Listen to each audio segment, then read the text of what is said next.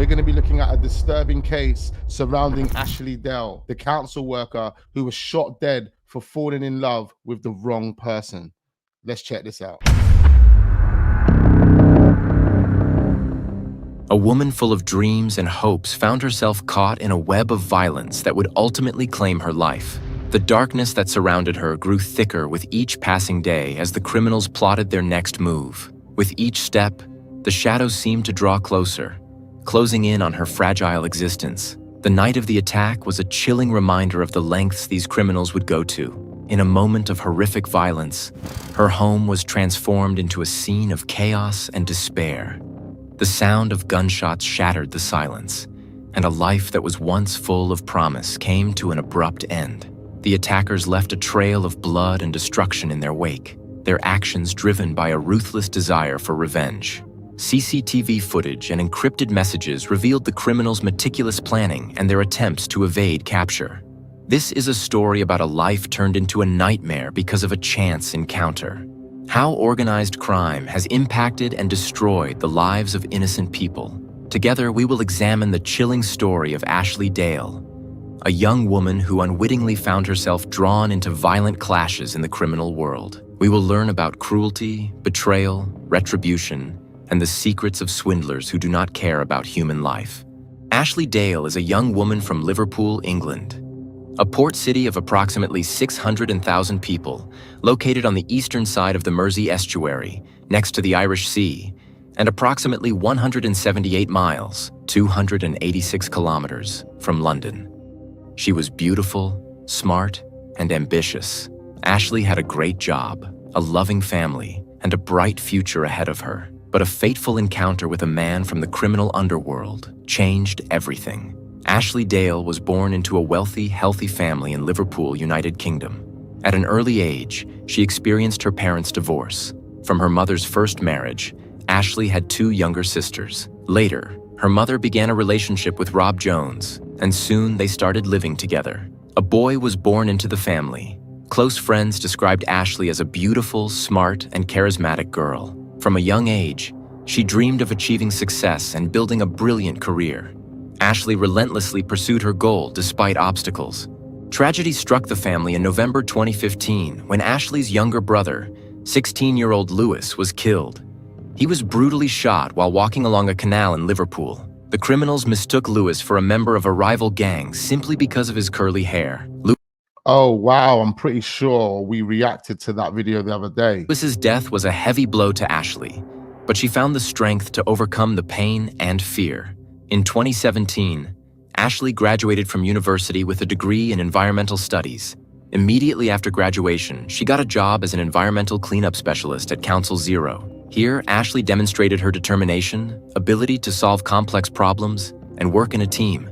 The girl devoted a lot of time and effort to her work, but at the same time, she always looked impeccable. Ashley easily found common ground with those around her, thanks to her calm but confident nature. She devoted her free time to friends and family. This was a real outlet for her during a period of stressful workdays. Ashley's efforts and successes did not go unnoticed by the company's management, and soon the girl was promoted. This was the fulfillment of the dream she had been striving for so long. Despite successes in her career, Ashley Dale's personal life periodically experienced unpleasant upheavals. She was dating a guy named Lee Harrison, who in many respects was her complete opposite.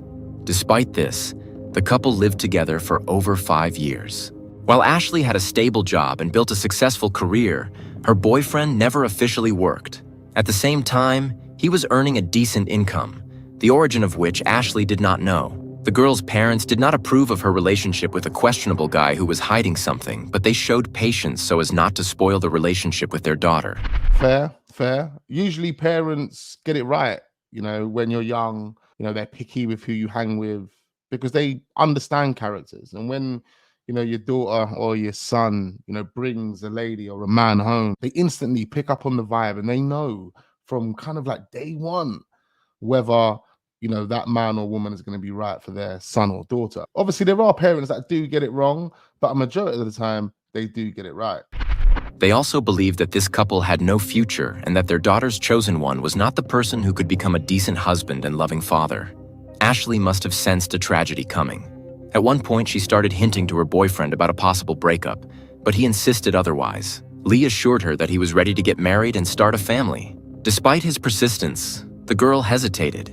In June 2022, 28-year-old Ashley and her boyfriend went to the famous Glastonbury festival.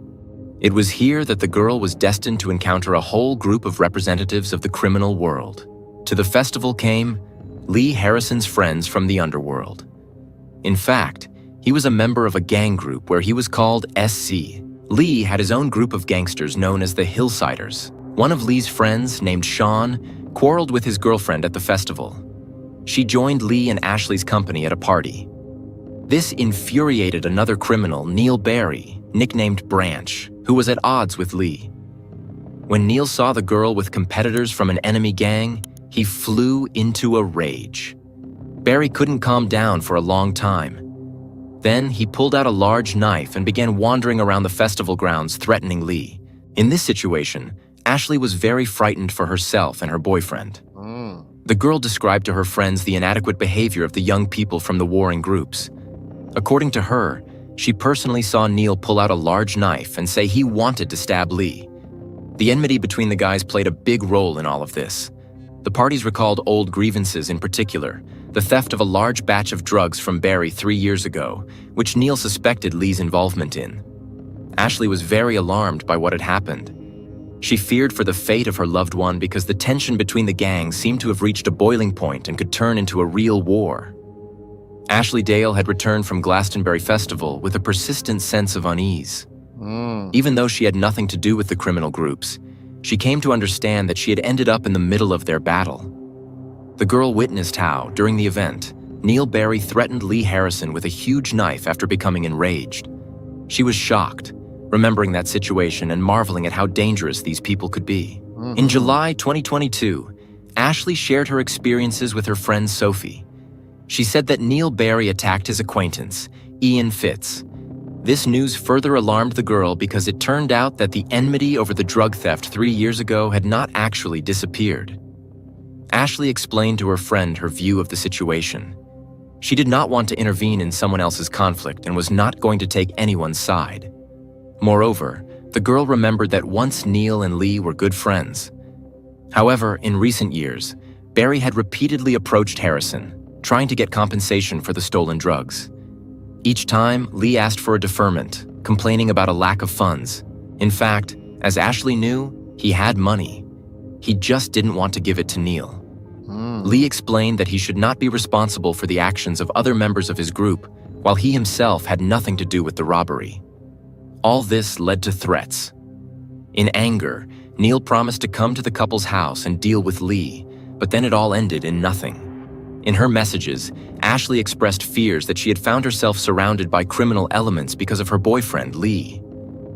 She was afraid that the anger of the bandits could also be directed against her because, at the festival, she was seen with the leader of the enemy group.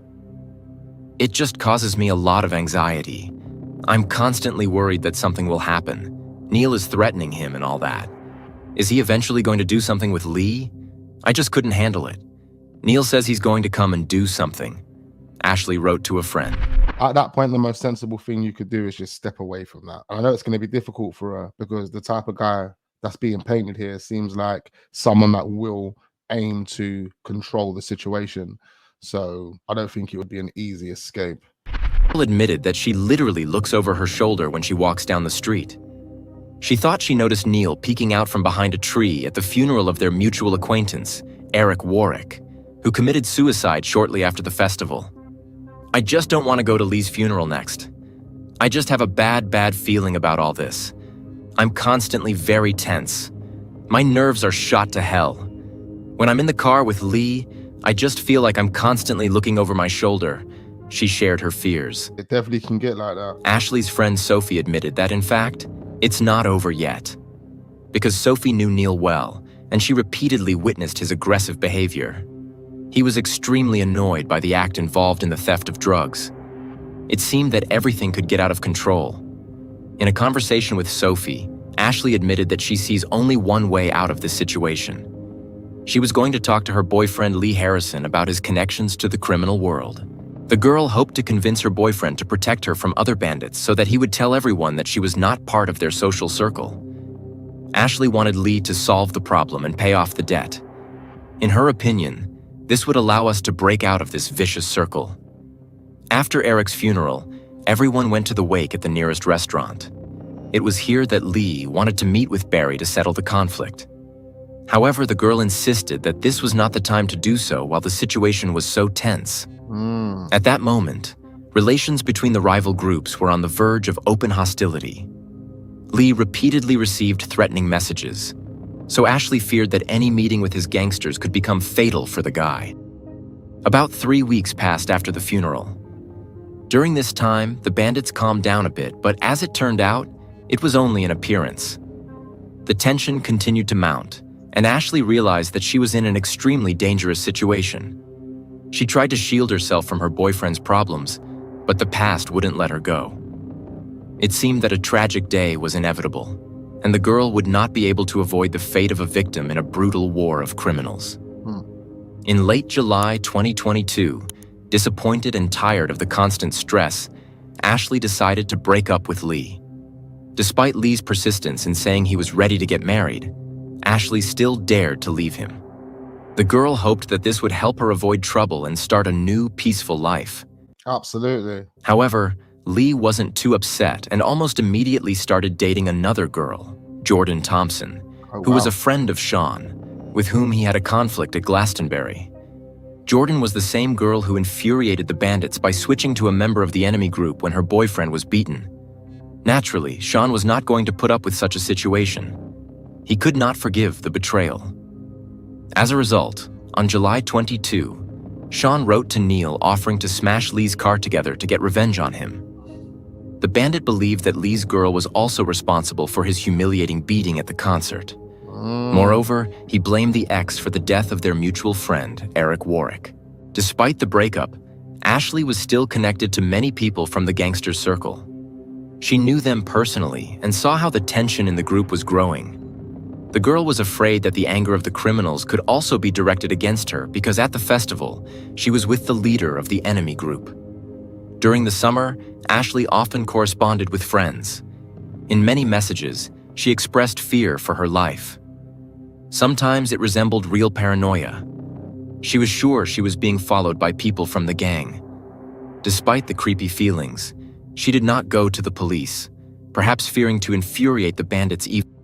On August 20, 2022, What happened there? I'm not too sure what happened there. Ashley Missed out the word more. Infuriate the guys more. I don't know. Dale was relaxing at home after work.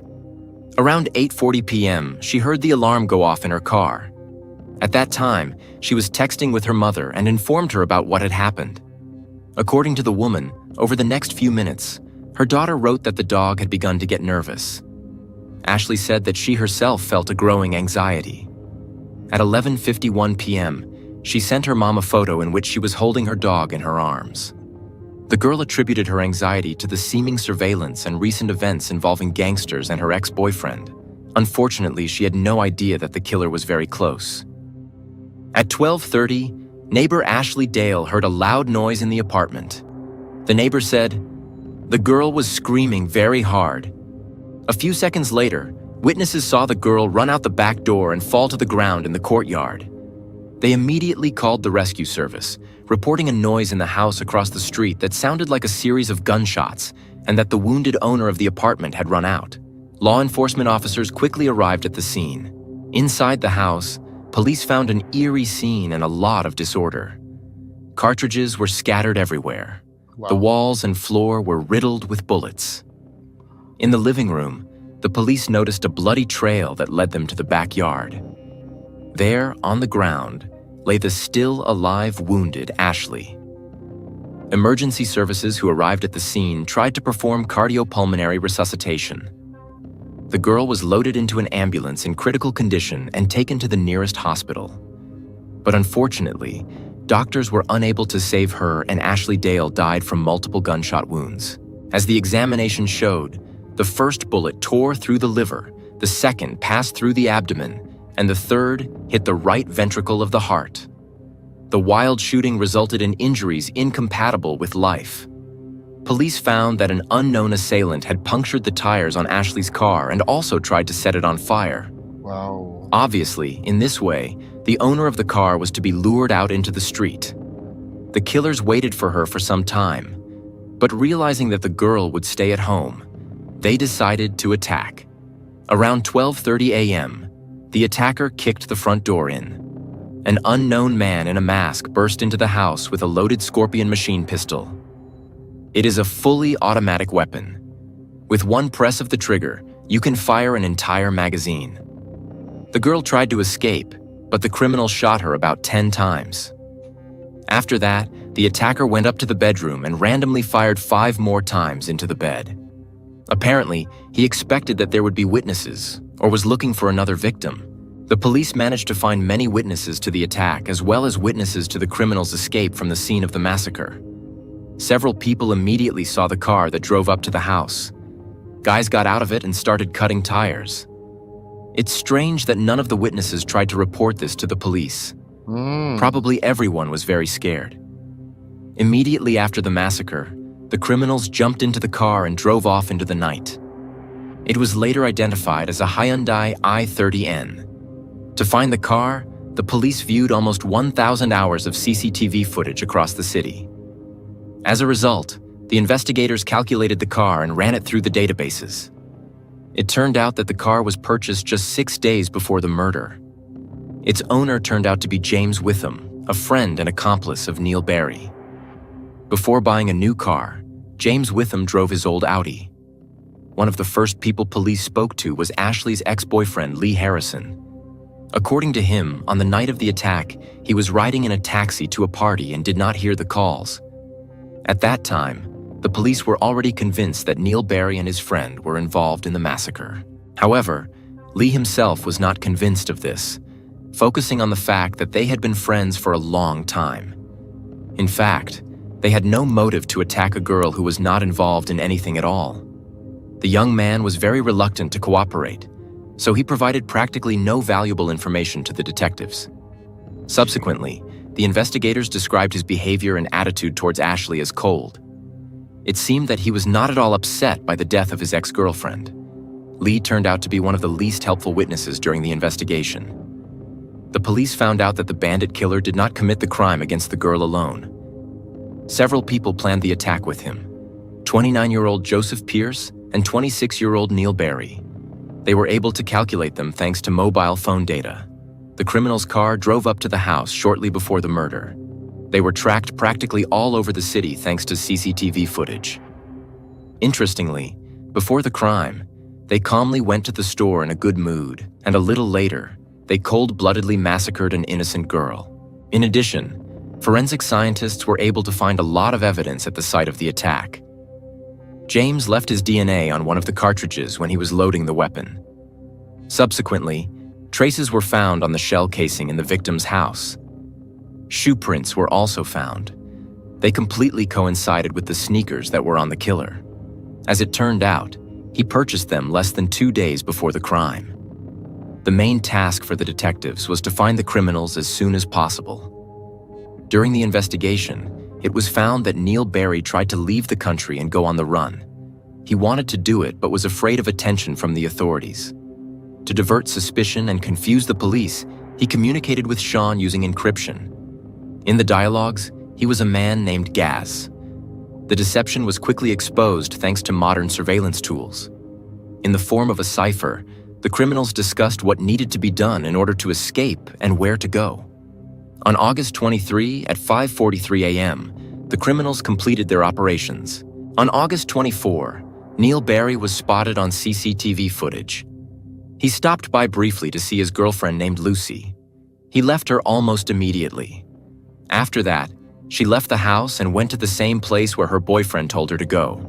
The police realized that this was the last chance to catch the leader of the criminal group. The detectives assumed that the killer was going to spend the last night with the girl. Both arrived at the hotel around 10:45 p.m. The next morning, Neil planned to leave the country early. On the morning of August 24, officers broke into the hotel room. Here, the main suspect, Neil, was found to have $2,000, as well as a foreign passport. He was going to fly to New York. The man was arrested and taken to the police station for interrogation. Neil, like Lee, was reluctant to cooperate with the police, but was able to provide some valuable information. According to him, on August 21, he was with his friends, including Sean, at his apartment. Here, they watched mixed martial arts on TV.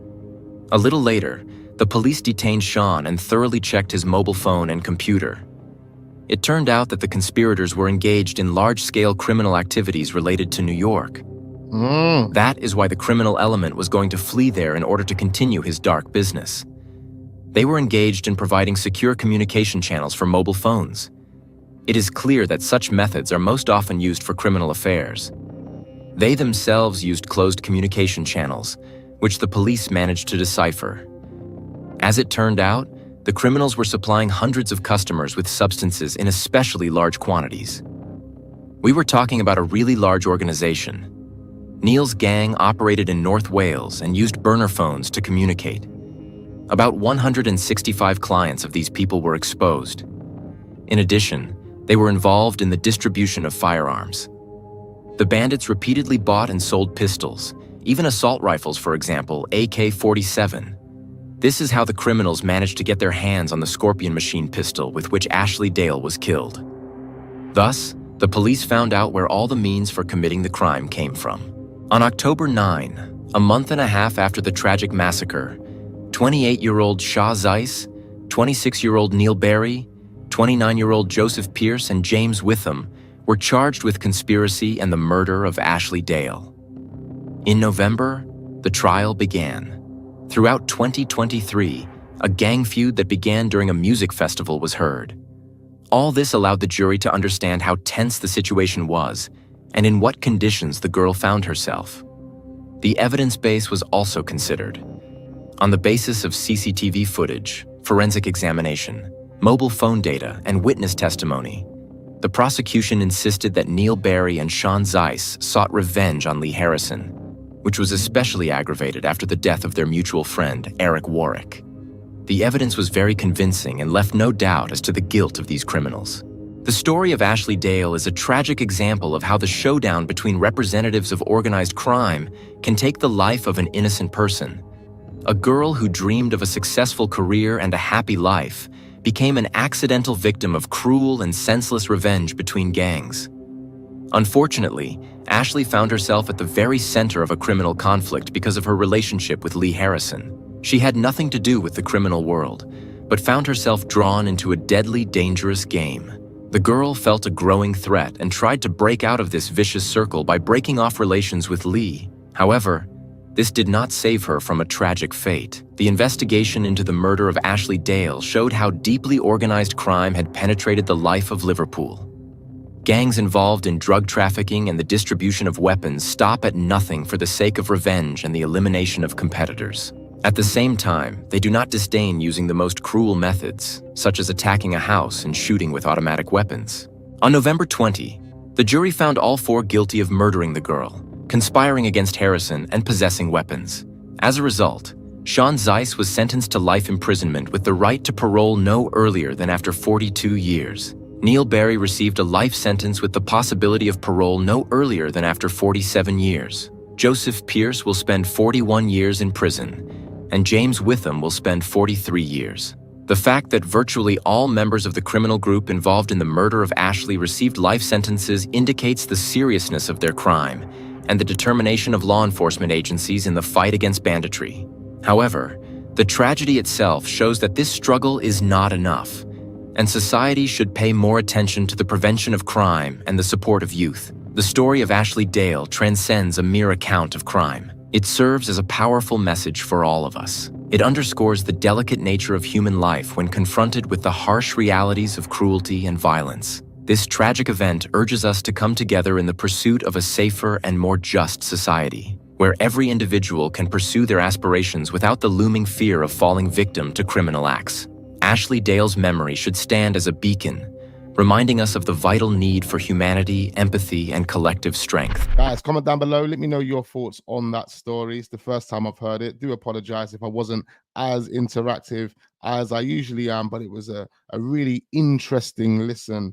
Make sure we are hitting the like button. Do subscribe to the channel if we are new. Turn the notification bells on, and I look forward to seeing you guys on the next one.